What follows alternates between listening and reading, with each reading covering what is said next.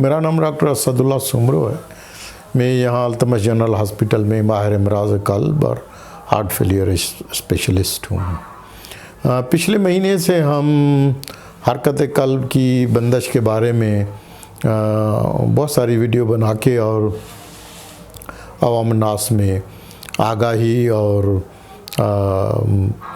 की कोशिश कर रहे हैं कि क्योंकि ये जो हरकत कल्ब की बंदिश, ख़ास करके जो अस्पताल के बाहर हरकत कल्ब की बंदिश होती है, उसमें बहुत सारे हम कार्डियोलॉजी कम्युनिटी को हम ब्लड प्रेशर बाकी बीमारियों के बारे में अक्सर बातें करते रहते हैं, लेकिन मैंने इस दफ़ा जो है ये एक कैंपेन एक शुरू की है कि जिसमें जो हरकत कल्ब की खुसूसन जो है वो अस्पताल के बाहर जो हरकत कल्ब की बंदिश है उसमें जानवर होने के इम्कानात बहुत कम होते हैं। तो इस सिलसिले में जो है वो, क्योंकि पहले भी मैं कह चुका हूँ कि अब ये जो चीज़ें हैं ये सिर्फ डॉक्टरों तक महदूद नहीं होनी चाहिए या हेल्थ के, क्योंकि जो अस्पताल के बाहर जो हरकत कल्ब की बंदिश होती है तो वहाँ जो है वो पहुंचना जो है वो मुश्किल होता है, टाइम उसमें बहुत ज़्यादा जो है वो इम्पॉर्टेंट होता है। ये मैंने इसलिए ईसीजी के ऊपर के मरीज़ या लोग सोचेंगे कि अब, क्योंकि ईसीजी को कहा जाता है कि ये मुश्किल काम है, ये जो है वो ये जिन्नों की ज़बान है, ये जिन ही समझ सकते हैं, ये जो है वो डॉक्टरों की, और इसमें ये हकीकत है। ईसीजी जो है वो दोस्त भी है दुश्मन भी है। इसीलिए बहुत जगहों पर काफ़ी सीनियर डॉक्टर्स को खुद को उनको धोखा देती है। तो लिहाजा ईसीजी को वाकई भी ईसीजी पढ़ना एक आर्ट है, और बहुत सारे ऐसे मरीज़ इमरजेंसी में जाते हैं जिनकी ईसीजी नॉर्मल देख के फिजिशियंस उनको घर भेज देते हैं, और वही मरीज़ जो है वो 2 घंटे के बाद जो है वो जब वापस लाया जाता है तो पता चलता है कि मौत का शिकार हो गया है। तो मरीज़ के रिश्तेदार बताते हैं कि जी ये तो 1 घंटा पहले जो है वो 2 घंटे पहले जो है वो सुबह को आया था और डॉक्टर ने कहा था कि इसकी ईसीजी नॉर्मल है और ये दवाएं लिख के दी थी और भेज दिया। अब आप कह रहे हैं कि जी मरीज़ मौत का शिकार हो गया है। तो ये, और ऐसा होता है, और इनमें फिजिशियंस की मिस्टेक्स होती हैं, इसलिए कि ईसीजी जो है वो धोखा देती है। अब हमारे डॉक्टर्स इस चीज़ को माने चाहे ना माने, लेकिन मैं अपने 35 साल के जो तजुर्बात हैं और मॉर्बिडिटी और मोर्टेलिटी के जो मरीज़ों की ऑडिट के दौरान ऐसी चीज़ें जो हैं वो सीखने को मिलती हैं, क्योंकि जो मरीज़ मौत का शिकार हो जाते हैं तो फिर वो अक्सर फ़ाइलें नहीं खुलती हैं, या अगर फ़ाइलें खुलती हैं तो डॉक्टर्स अपनी कलीग्स की गलतियों को छुपा लेते हैं। ये एक कड़वा सच है जो हमें मानना पड़ेगा। तो ये जो यहाँ पर मैंने ईसीजी दिखा के आपको टेढ़ी और सीधी जो है वो, सीधी लकीरें और टेढ़ी लकीरें और नॉर्मल जो ईसीजी है। अब ये नॉर्मल ईसीजी जो है वो आप अपने नक्श में बिठा लें, अपनी हार्ड डिस्क में इसको रजिस्टर करें, क्योंकि ये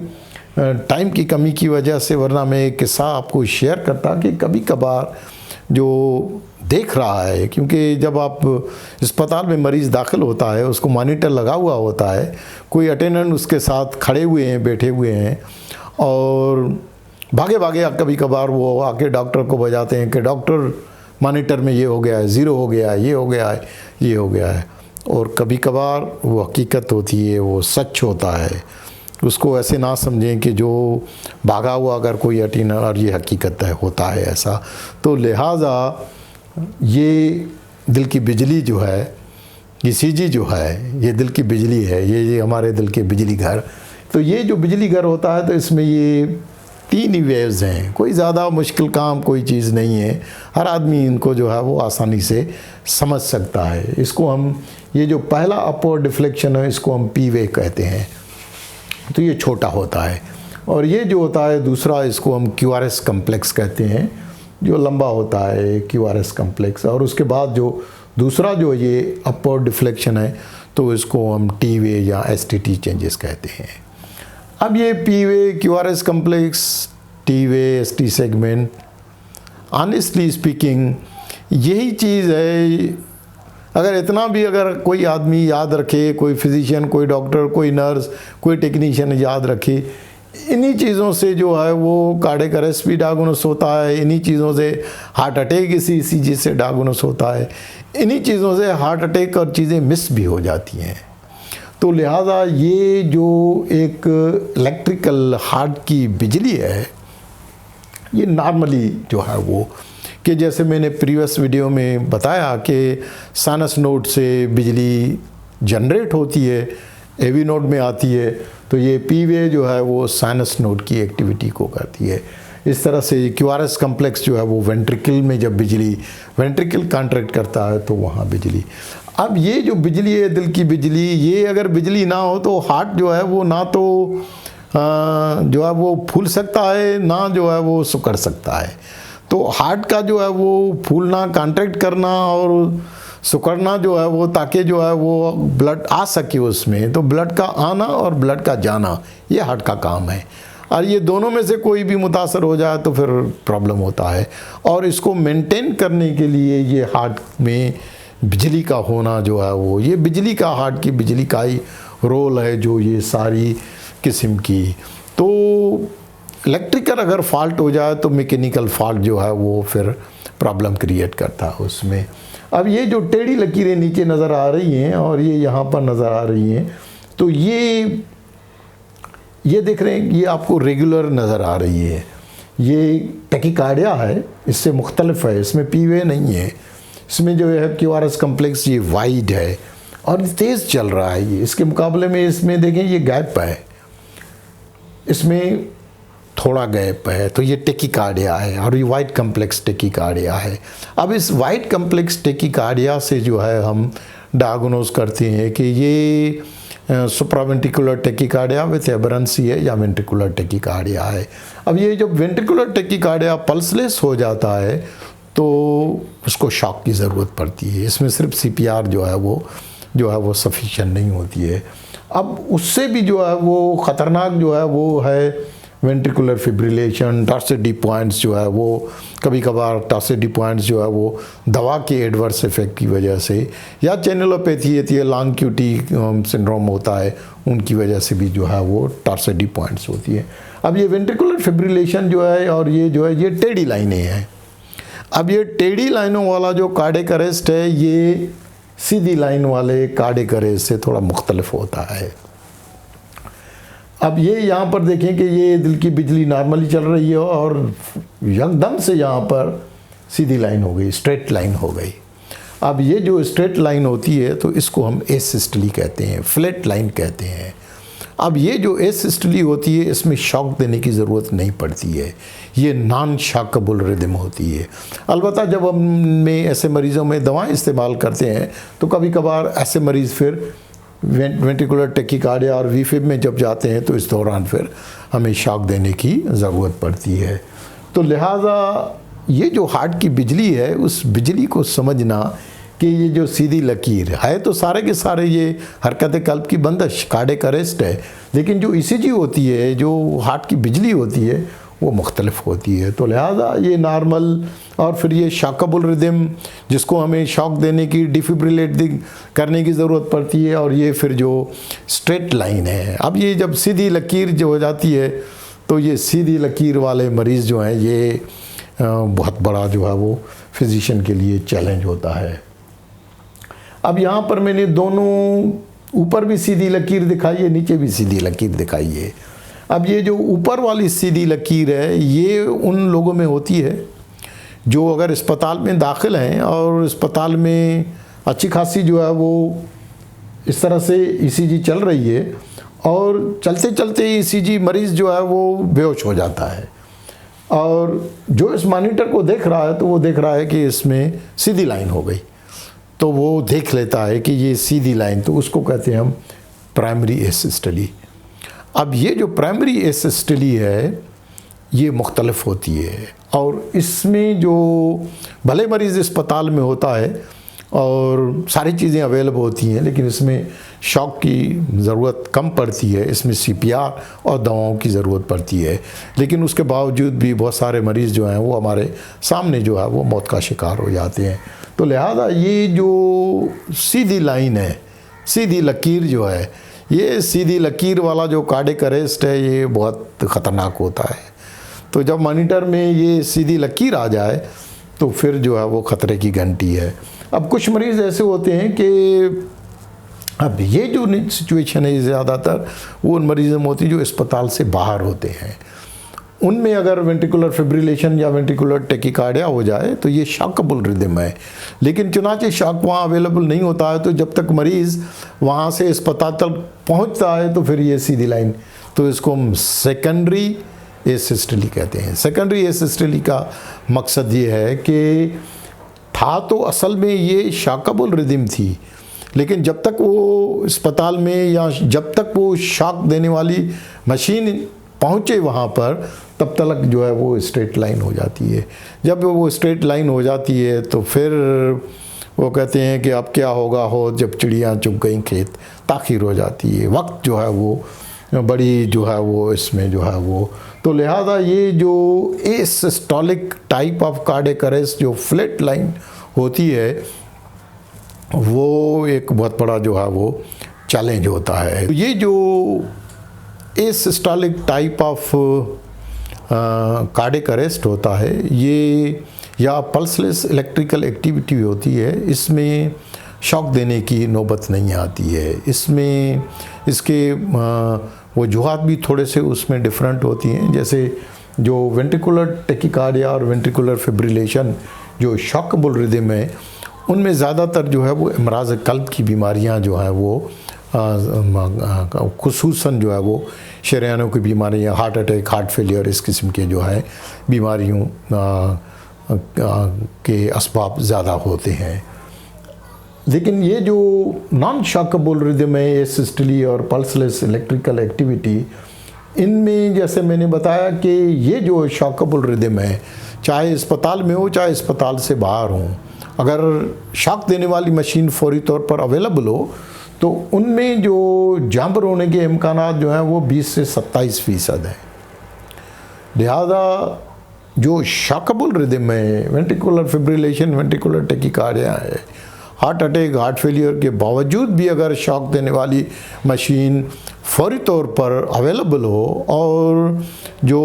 जिस आदमी ने जो आई विटनेस जो है वो जिसने देखा उसको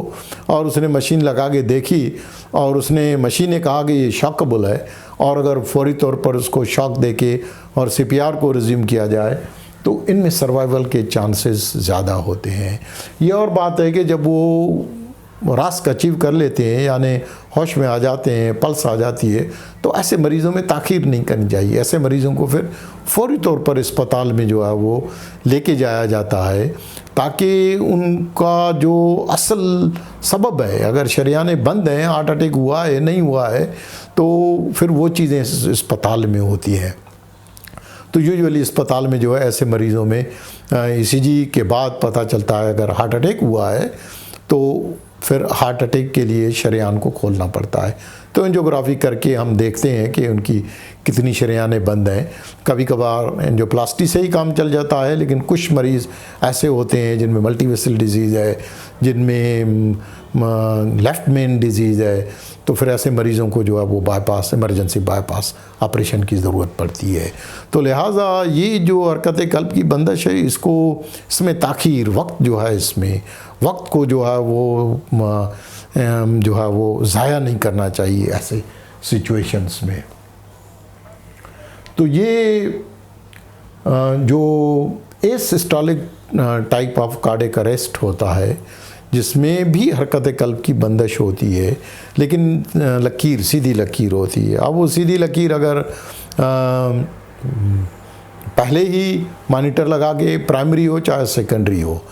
अब उसमें चुनांचे शॉक की ज़रूरत नहीं पड़ती है, तो फिर ये हम उसमें एड्रेनलिन के इंजेक्शंस होते हैं, वो हम इंजेक्शंस जो हैं वो एपिनेफ्रिन 1 मिलीग्राम जो है वो हर 3 से 5 मिनट के दौरान वो देते रहते हैं। अब ये दवाएं के फ़ायदे भी हैं, नुकसान भी हैं, लेकिन ये एक इलाज है CPR और एपिनेफ्रिन जो है वो। लेकिन अगर मरीज़ जो है वो जांबिर नहीं हो रहा है, तो फिर हमें कुछ चीज़ें फ़ौरी तौर पर जो है वो दिमाग में आनी चाहिए। उसमें से जैसे ये H के नाम से कुछ चीज़ें होती हैं कि अगर हाइपोक्सिया है, खून में ऑक्सीजन की कमी है, या वो किसी वजह से भी ऑक्सीजन की कमी जो है वो हो सकती है, तो जब तक कि आप उसकी हाइपोक्सिया को करेक्ट नहीं करेंगे, यानी जब तक उसको इंटिबेट करके उसकी ऑक्सीजन जो है उसको मरीज़ को ब्लड में उसकी कंसंट्रेशन को नहीं बढ़ाएंगे, तो फिर मरीज़ जो है वो जांबिर होने के इम्कानात कम होते हैं। तो लिहाजा हाइपोक्सिया को चेक करना चाहिए, ABG करके चेक करना चाहिए। फिर अगर ब्लीडिंग हुई है और उसकी वजह से जो है ब्लड लॉस हुआ है, और तो ब्लड लॉस को भी देखना चाहिए। किसी का बाईपास ऑपरेशन हुआ है, किसी को और कोई ऑपरेशन हुआ है, और मरीज़ जो है वो खून पतला करने वाली क्लोपिडोग्रेल या जो है वो वारफरीन टाइप की मेडिसिन पर होता है, और अगर इमरजेंसी सर्जरी की ज़रूरत पड़े तो उसमें कभी कभार जो है वो ब्लीडिंग जो है वो हार्ट अटैक नहीं मारता, बाईपास ऑपरेशन एंजियोप्लास्टी मरीज़ को नहीं, लेकिन ब्लीडिंग की वजह से जो है वो एसिस्टोली से मरीज़ जो है वो निकल नहीं पाते हैं। तो लिहाजा ये जो हाइपोवॉलीमिया है, ब्लीडिंग है, इसको फिर चेक करना चाहिए कि कई मरीज़ जो है वो हाइपोटेंस है, वो ब्लीडिंग की वजह से तो नहीं है। इसके अलावा फिर जैसे मैंने पहले भी जिक्र किया कि इलेक्ट्रोलाइट्स, कभी इलेक्ट्रोलाइट्स जो हैं वो हाइपोकैलीमिया, हाइपरकैलीमिया, हाइपोमैग्नीशियमिया, ये बहुत कॉमन है, और क्योंकि बहुत सारे हमारे मरीज़ दवाओं पर होते हैं, और ये दवाओं के एडवर्स इफ़ेक्ट की वजह से, तो ऐसी सिचुएशन में फ़ौरी तौर पर हम ब्लड टेस्ट करके और देखते हैं कि पोटेशियम उसका 7, 8, 9 पर पहुंच चुका होता है। अब जब तक उसको आप कम नहीं करेंगे तो मरीज़ जो है वो एसिडिटी से नहीं निकले। इसके अलावा कुछ टीज़ होती हैं, यानी उन टीज़ में सबसे टॉप पर जो आता है वो थ्रोम्बोसिस होता है। ये जो क्लॉट फॉर्मेशन जो है वो क्लॉट अगर दिल की शरेयान में जो है वो जम जाए, लेफ़्ट मेन में जम जाए, कोरोनरी आर्टरी में जम जाए, तो कभी कभार हार्ट अटैक से पहले ही मरीज़ जो है वो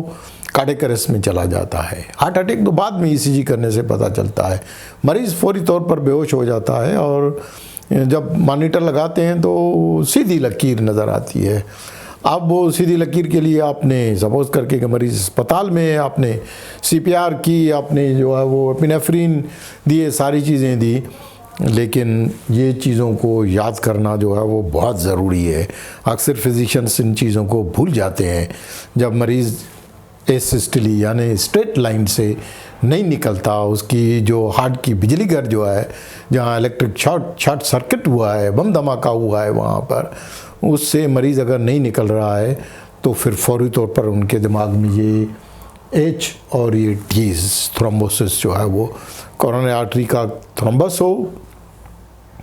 तो जाहिर है फिर ऐसे मरीज़ों को जो है वो एंजियोग्राफी करके हम पता करते हैं कि ये, या फिर कुछ मरीज़ों में पल्मोनरी एम्बोलिज्म, मैसिव जो पल्मोनरी आर्टरीज होती हैं,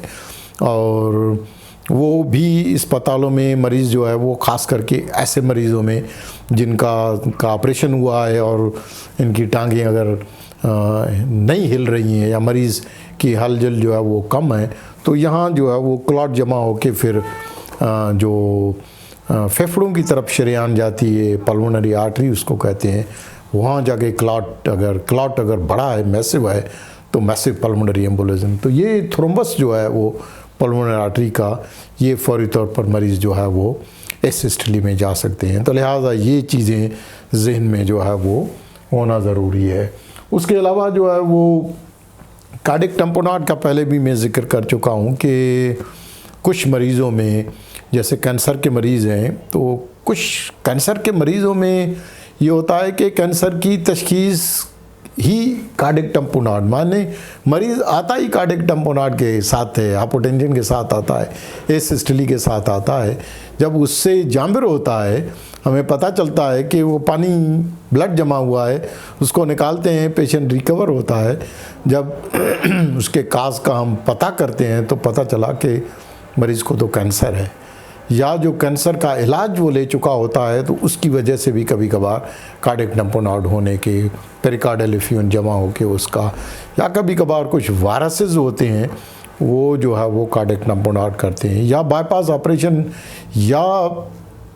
जो है वो एंजियोप्लास्टी या एब्लेशन की कॉम्प्लिकेशन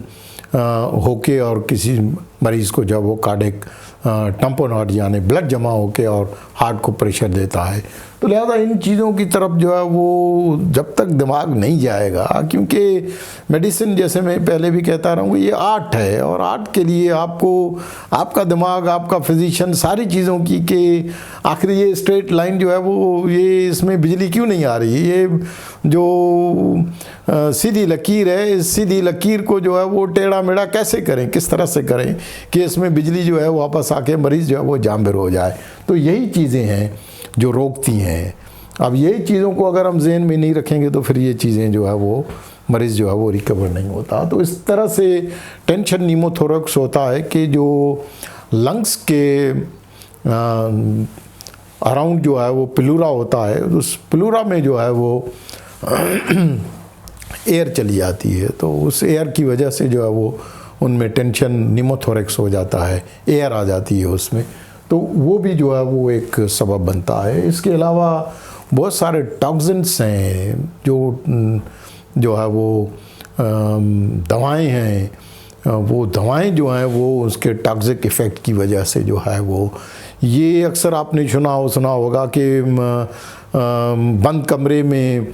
जो है वो फ्यूमिगेशन लोग करवाते हैं, उस फ्यूमिगेशन की कुछ चीज़ें, या ऐसी फैक्ट्रीज़ में काम करते हैं, ऐसी जगहों पर लोग काम करते हैं, वहाँ पर इस किस्म के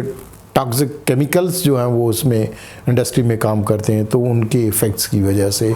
या आखिर में जो है वो इलेक्ट्रिक शॉक जिन मरीज़ों को लगती है तो उसमें भी एसिस्टली हो जाती है। तो लिहाजा ये सारी चीज़ों को जहन में जो है वो रखना, जब भी ज़िंदगी की लकीर सीधी हो जाए तो उस ज़िंदगी की लकीर को सही करने के लिए इन सारी चीज़ों के बारे में मालूमात जो है वो होना ज़रूरी है। अदरवाइज़ जो है वो आप कुछ भी करें तो उनमें उनका जो सर्वाइवल होता है वो 1 to 2% होता है, चाहे वो अस्पताल के अंदर हो, डॉक्टर भी हो, सारी चीज़ें हो, समरा भी हो, जो कुछ भी आप करें, लेकिन उसके बावजूद भी ख़ास करके अगर ताख़ीर हो जाए तो उसमें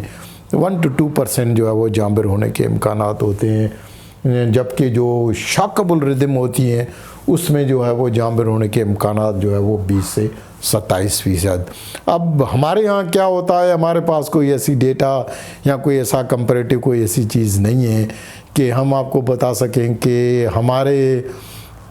इस प्यारे कराची शहर में किस किस्म के कार्डियक अरेस्ट, किस किस्म की ये प्रॉब्लम्स होते हैं, कितने लोगों को जो है वो सीधी लकीर वाला कार्डियक अरेस्ट होता है, कितने लोगों को टेढ़ी लकीरों वाला कार्डियक अरेस्ट होता है। इसकी हमारे पास कोई रिकॉर्ड, कोई डेटा नहीं है, ना हमारे पास कोई पोस्टमार्टम और उसकी डेटा है कि हम आपको ये जो हम अपने तजर्बे और बाहर के लिटरेचर्स को पढ़ के,